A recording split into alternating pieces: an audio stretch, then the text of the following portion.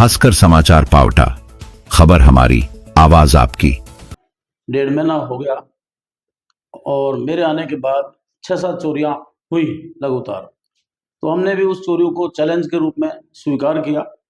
स्वीकार करने के बाद हमने जहां भी चोरी हुई और वहां से आसपास जो भी कैमरे लग रहे थे और जो भी वहां से रास्ते निकलते थे, उन सभी कैमरों का लगभग 70-80 कैमरा का हमने सीसीटीवी फुटेज का अवलोकन किया और उन सीसीटीवी फुटेज को हमने पेन ड्राइव में डालकर उसका गहनता से अध्ययन किया।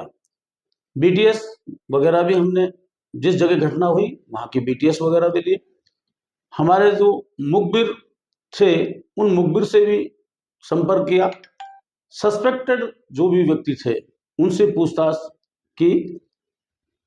लास्ट में कुछ हमारे को मुखबिर से सूचना मिली कि फला फला आदमी इस तरह की, जो पहले नॉर्मल था आज उसकी गतिविधियों में कुछ चेंजमेंट हो गया है। उसके बाद हमने उस पर गहनता से अनुसंधान किया। अनुसंधान के बाद हमें मालूम चला कि जब जब चोरियां हुई तो वो आदमी की लोकेशन पावटा और प्रागपुरा में रही है। उस पर हम उन व्यक्तियों तक घर पर तलाश किया, घर से फरार मिले। फिर हमने हमारे हिसाब से सोर्सेज बैठाकर उनको हमने पकड़ा और एक आदमी को हमने दिल्ली से पकड़ा। दोनों से गहनता से अनुसंधान किया तो 3 चोरी हमारे थाना क्षेत्र की स्वीकार की। एक चोरी में हमने उसको गिरफ्तार करके नगद रुपए और सोना चांदी के जेवरात, चोरी किया हुआ मोबाइल बरामद किया है। अन्य चोरी का भी माल गिरफ्तार होने के बाद बरामद करेंगे। हमारे थाना क्षेत्र के अलावा बानसूर थाना क्षेत्र में 3 जगह चोरी करना स्वीकार किया है। नारायणपुर में भी 3 जगह चोरी करना स्वीकार किया है।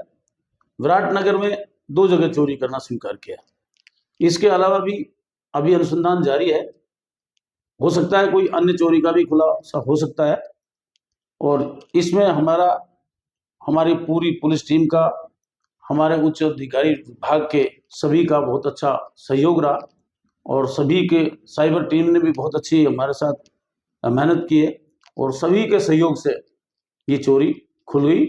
हमारे यहाँ पावटा प्रागपुरा में आते थे, इस महिला से कांटेक्ट करते थे, इसके पास ये रुकते थे, खाना भी खाते थे और दिन में रैकी करते।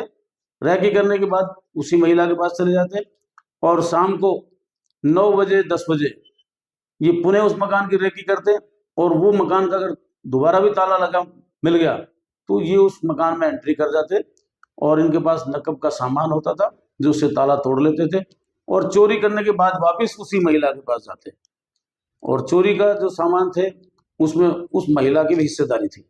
तो अभी तक जैसे ये चोर पकड़े गए तो क्या लगा कि आदतन अपराधी थे या अभी स्टार्ट किया? ये आदतन अपराधी है। जो 10-11 चोरी तो स्वीकार ही कर लिया, तो यह हैबिचुअल चोर है। चोरी को चोरी की थी रात को। तो प्रागपुरा वाले जो महाकुंभ में चले गए थे स्नान के लिए, सभी पूरा परिवार सहित, और पीछे से इन्होंने देखा कि मकान बंद है, उसमें इन्होंने चोरी की। तो हमने उसमें 6 लाख रुपए नगद और लगभग 10 से 15 लाख के जेवरात बरामद किए।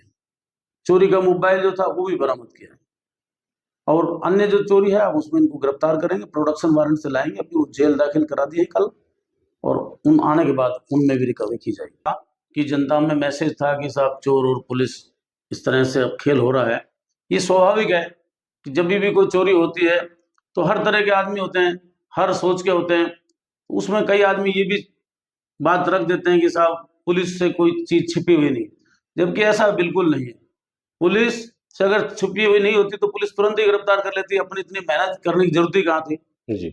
हमने बहुत ही मेहनत करके पकड़ा है और पकड़ने के बाद, अरेस्ट होने के बाद अब हमारे पास मतलब आम जनता के फोन आते हैं कि आपने बहुत तारीफ जनक काम किया है। और इस संबंध में लोगों ने हमारे को ये भी बताया है कि साहब हम आपका पृथक से सम्मान भी करेंगे। आपकी प्रागपुरा पुलिस ने बहुत ही सराहनीय काम किया है।